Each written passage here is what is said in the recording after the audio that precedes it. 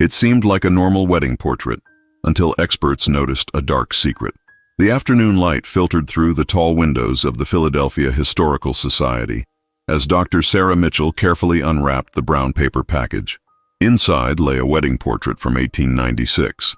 Its sepia tones faded but still hauntingly beautiful. The young bride wore an elaborate white gown with intricate lace, her dark hair swept up beneath a delicate veil. Beside her stood the groom, stern-faced and considerably older, his hand resting possessively on her shoulder. Sarah had restored hundreds of Victorian photographs, but something about this one made her pause. The bride's expression seemed wrong somehow. Not the nervous joy typical of wedding portraits, but something else entirely. Her eyes held a distant, hollow quality that spoke of profound sadness. Setting up her high-resolution scanner, Sarah began the painstaking process of digitizing the image. The society had received the photograph anonymously 2 weeks earlier, accompanied only by a brief note. She deserves to have her story told. No name, no return address, nothing else. As the scan completed, Sarah zoomed in on different sections, checking for damage that might need digital repair. She examined the dress, the background, the elaborate floral arrangements, all typical of wealthy Philadelphia weddings from that era. Then she moved to the faces. The groom's expression was cold, businesslike, but when Sarah magnified the bride's face, specifically her eyes, she froze. Modern scanning technology could capture details invisible to the naked eye, and what she saw in the reflection of the bride's pupils made her breath catch. There, impossibly small but unmistakably clear, was the reflected image of a man standing behind the photographer. Not the groom. This man was younger, his face contorted with anguish. The bride wasn't looking at the camera with resignation. She was looking past it directly at him, her final glance captured forever in the chemistry of silver and glass. Sarah's hands trembled as she pulled back from the screen. This wasn't just another historical photograph. This was evidence of a story that someone had wanted preserved, a secret hidden in plain sight for over a century. Sarah spent the entire evening staring at the magnified image on her computer screen. The reflected figure was undeniably there, a young man with light hair, his posture suggesting devastation. The technical quality of the reflection was remarkable. The photographer must have used one of the new high-quality lenses that were becoming available in the 1890s, inadvertently capturing far more detail than intended. The next morning, she began her investigation methodically. First, she examined the photograph's physical characteristics. The paper stock was consistent with 1896. The printing technique matched the era, and the image showed authentic aging patterns. This was no modern forgery. She turned to the clothing for clues. The bride's gown featured Duchess lace and seed pearls, extremely expensive materials. The groom wore a formal morning coat with a platinum watch chain, signs of significant wealth. The background showed elaborate wallpaper with a distinctive pattern popular in Philadelphia's wealthiest neighborhoods. Sarah contacted Martin Chen, a colleague who specialized in Victorian Philadelphia society. "I need help identifying a couple from an 1896 wedding photograph," she explained over the phone. They were clearly wealthy, probably mainline families. Martin arrived within an hour, his enthusiasm for historical mysteries matching her own. He studied the photograph carefully, then pointed to a barely visible detail in the background, a monogrammed banner partially obscured by flowers.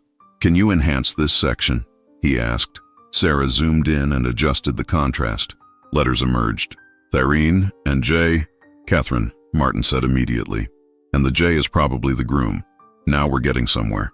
They spent hours cross-referencing Philadelphia social registers from 1896, looking for wealthy couples named Catherine and J. something who married that year.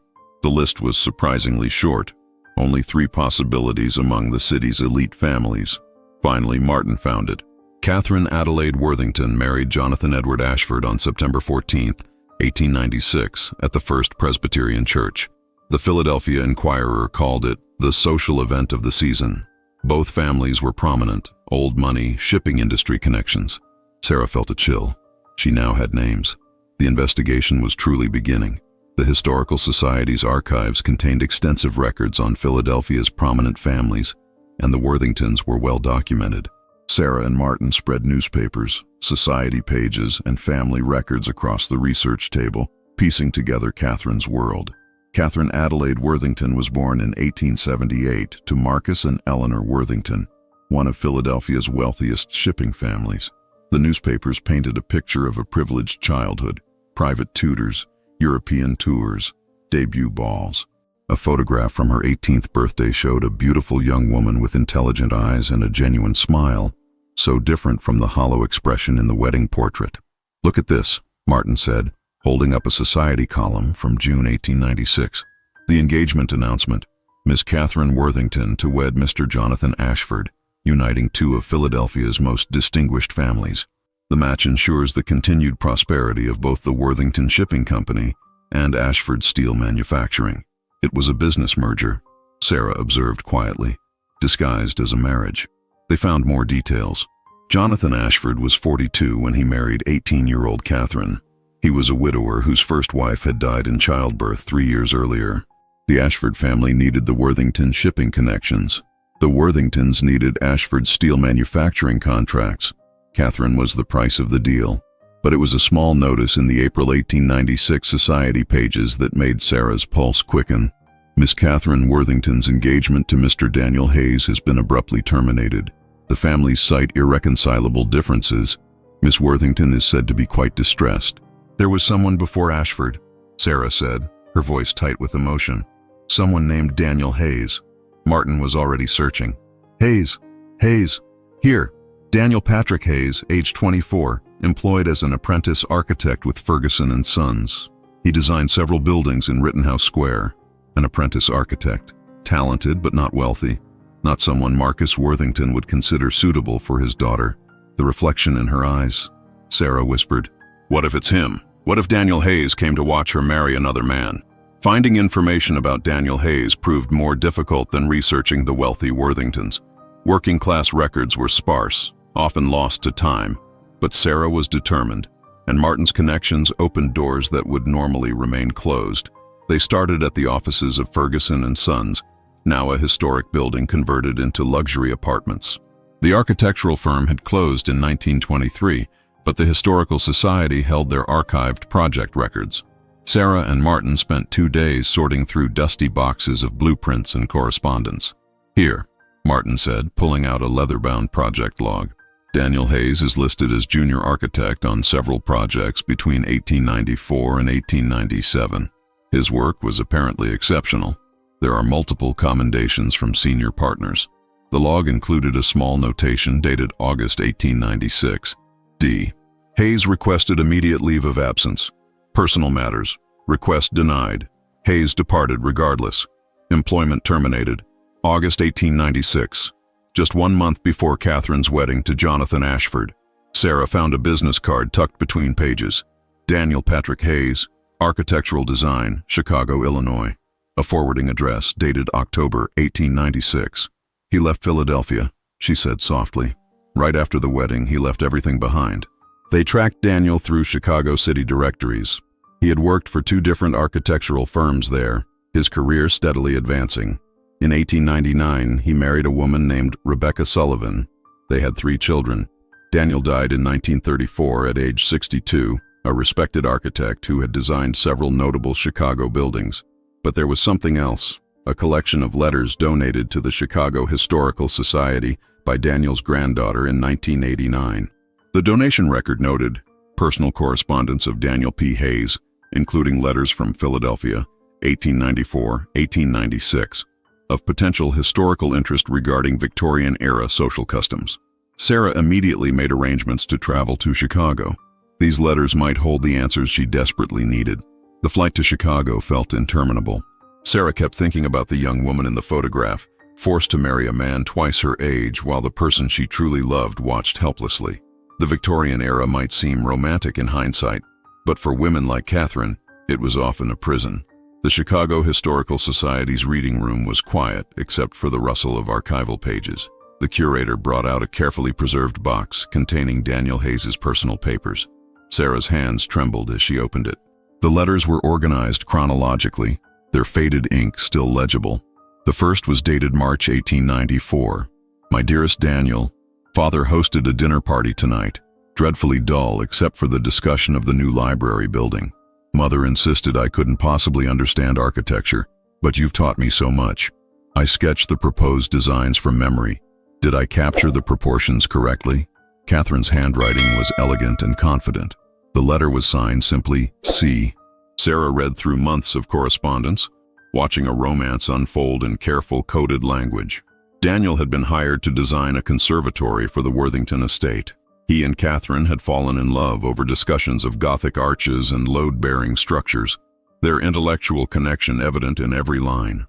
Daniel, you see the world as I do, not just as it is, but as it could be. When you speak of building something beautiful and permanent, I understand. I want to create something lasting too. The letters grew more intimate through 1895, though always maintaining plausible deniability should they be discovered. Catherine wrote about art, literature, social reform, subjects she clearly couldn't discuss with her parents.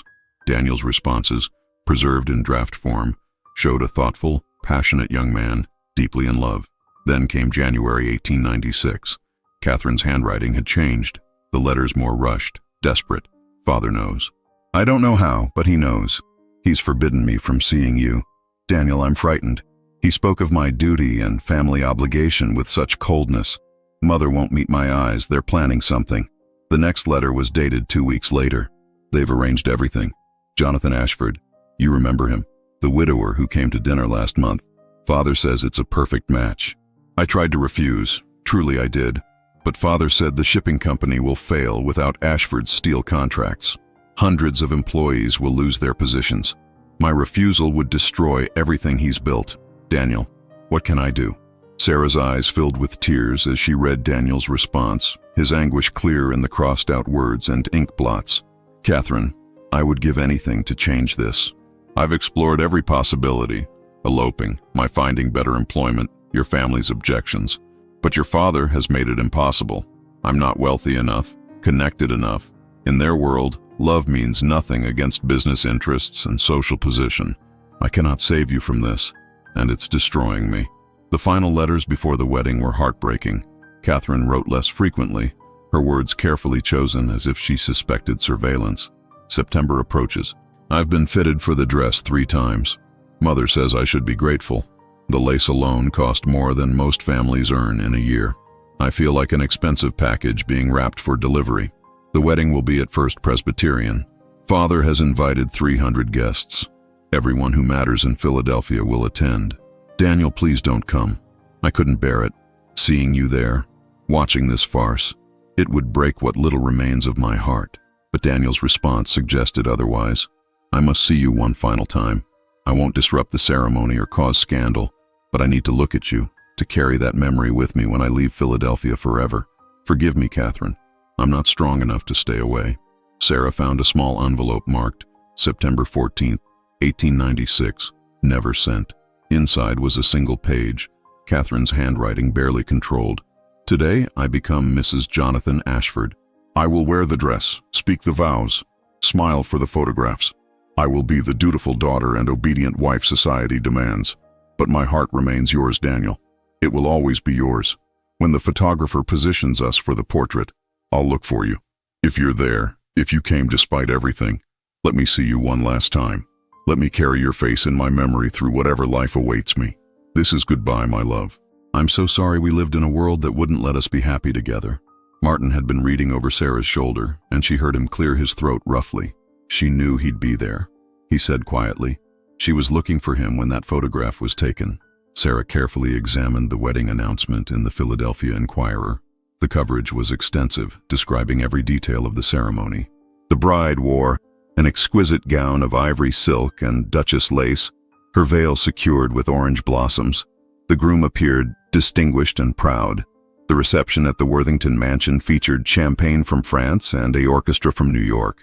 But one small detail caught Sarah's attention, a quote from an unnamed guest.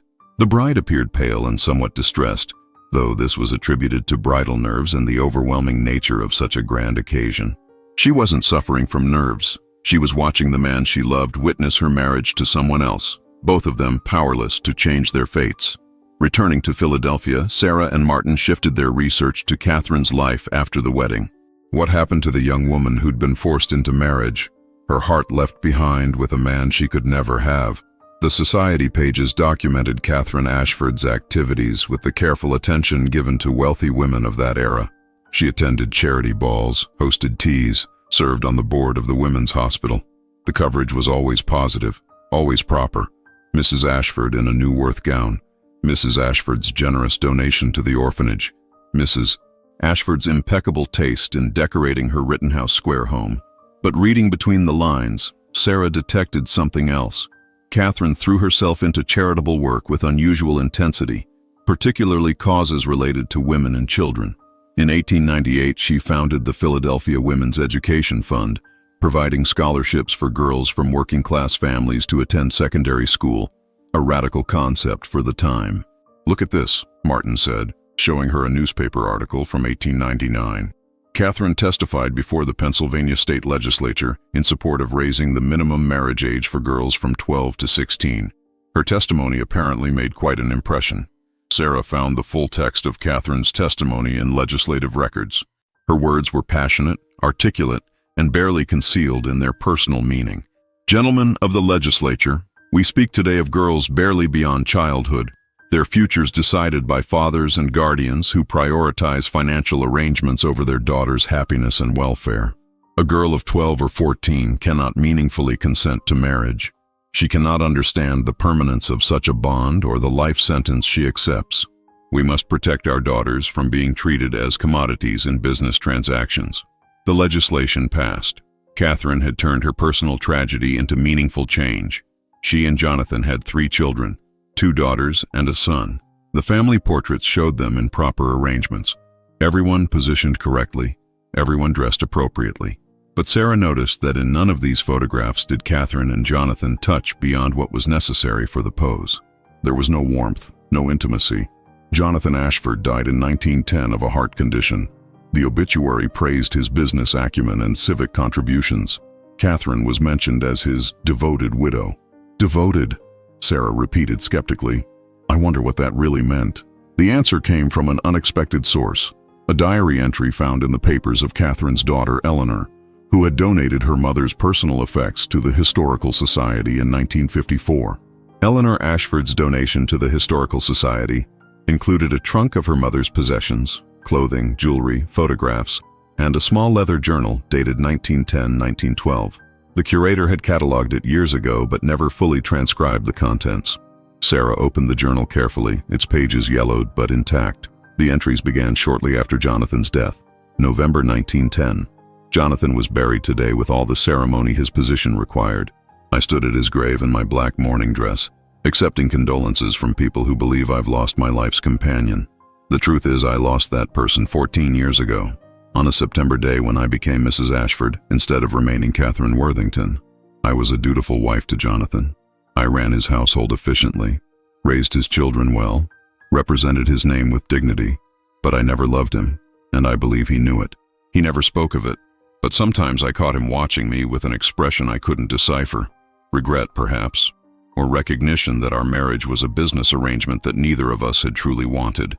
I don't rejoice in his death, but I cannot pretend to grieve a love that never existed. Later entries revealed more. December 1910. I'm financially independent now, a concept I barely understand. Jonathan's will was generous. The house is mine, as is a substantial income. My children are grown or nearly so. For the first time since I was 18, my life is my own. What does one do with such freedom after so many years of duty? Catherine began traveling, something Jonathan had never permitted. She visited Boston, New York, and eventually Chicago. The Chicago trip was documented in several journal entries from spring 1911. May 1911. I'm in Chicago ostensibly to visit Eleanor, who's staying with her school friend's family. But I confess my true purpose. I've been searching for Daniel. It's been 15 years. He may not even be here anymore, may not remember me with anything beyond bitterness, but I had to try. This afternoon I visited the architectural firm where he's listed in the city directory. The secretary told me Mr. Hayes was at a construction site. She gave me the address. Tomorrow. I'll go tomorrow. Tonight I'm too frightened of what I might find, or not find. Sarah's heart raced as she turned the page. May 15th, 1911. I found him. The construction site was for a new public library, and Daniel was consulting with the builders about structural concerns. I stood at a distance watching him work. He's aged, of course. We both have. His hair has silver threads. His face shows lines that weren't there before, but his gestures, his intensity, the way he tilted his head while examining blueprints, all exactly as I remembered. I almost left without revealing myself. What right did I have to disrupt his life after so many years? But then he turned, and our eyes met across the construction yard. Catherine's journal entries from May 1911 documented their reunion with careful detail, as if she needed to preserve every moment. Daniel recognized me instantly. Despite 15 years, despite my mourning clothes, despite everything, he knew me. We stood frozen, staring at each other across muddy construction site while workers moved around us. Then he walked toward me, slowly, as if afraid I might disappear.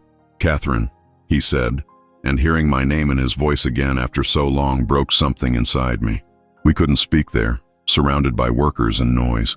He asked if I would meet him that evening at Lincoln Park. I agreed, though propriety would condemn such a meeting. At this stage of my life, I find I care very little for propriety. The journal described their conversation in the park, cautious at first, then increasingly open as years of separation dissolved. Daniel had married, Catherine learned, to a good woman who had died of influenza 5 years earlier. His children were grown. He'd built a successful career but had never forgotten Philadelphia, never forgotten her. Daniel asked if I'd been happy. I couldn't lie to him. I told him about my marriage to Jonathan. Respectful, dutiful, hollow. I raised my children well, threw myself into charitable work, built a life that looked admirable from the outside. But happy? No. Daniel took my hand then, the first time he'd touched me in 15 years. "I tried to forget you," he said. "I married a good woman, had a family, built a career, all the things that should bring contentment. But there was always an empty space, a constant awareness that my life took the wrong path that day in September 1896. I stood in that church watching you marry Jonathan Ashford, and part of me died. I've been living with that loss ever since." Sarah's eyes blurred with tears as she read Catherine's response. I told him about the photograph, about deliberately looking for him while the photographer positioned us, about capturing his reflection in my eyes so I could carry him with me always. Daniel wept. I'd never seen him cry before. "All these years," he said, "I thought you'd forgotten me, moved on, built a happy life. I convinced myself you were better off." I asked him what we should do now. We're both older, damaged by loss and compromise. Too much time has passed. But Daniel said something I'll never forget. "Time doesn't matter, a day or a decade. I loved you then. I love you now. The only question is whether we have the courage to choose happiness now when we couldn't before." The journal entries over the following weeks documented Catherine extending her Chicago stay, seeing Daniel almost daily. They walked through parks, visited museums, talked for hours in quiet restaurants.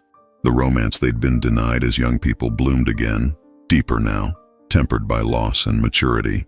Catherine's journal eventually returned to Philadelphia, but her entries revealed she made frequent trips back to Chicago. In 1912, she made a permanent decision. October 1912, "I'm moving to Chicago. My children are scandalized. A widow of my social position doesn't simply relocate for personal reasons.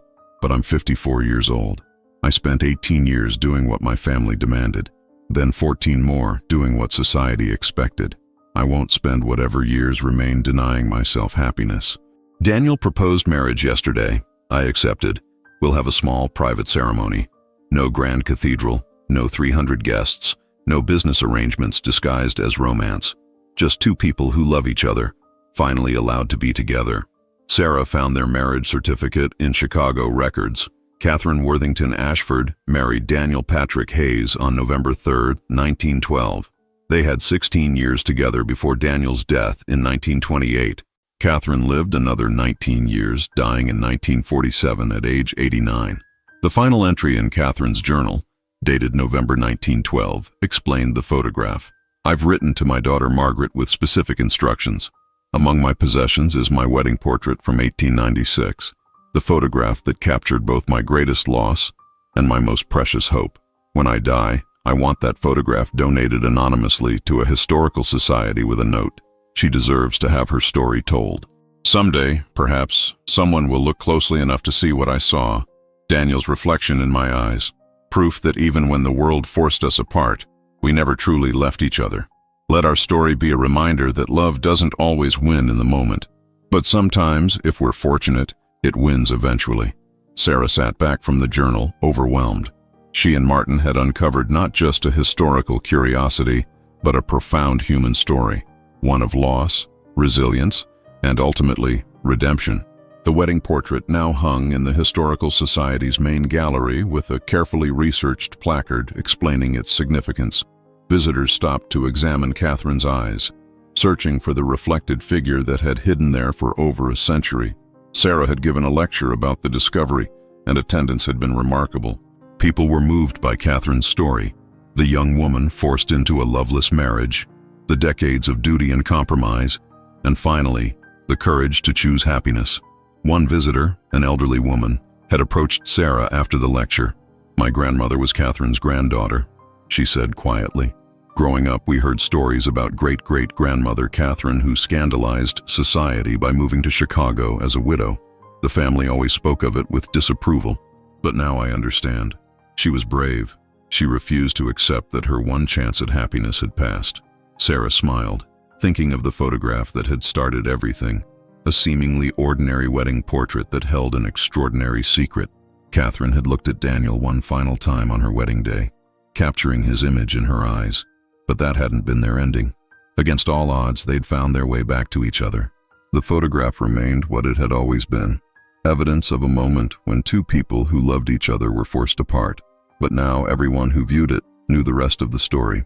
Sometimes, even when the world conspires against love, it finds a way to survive.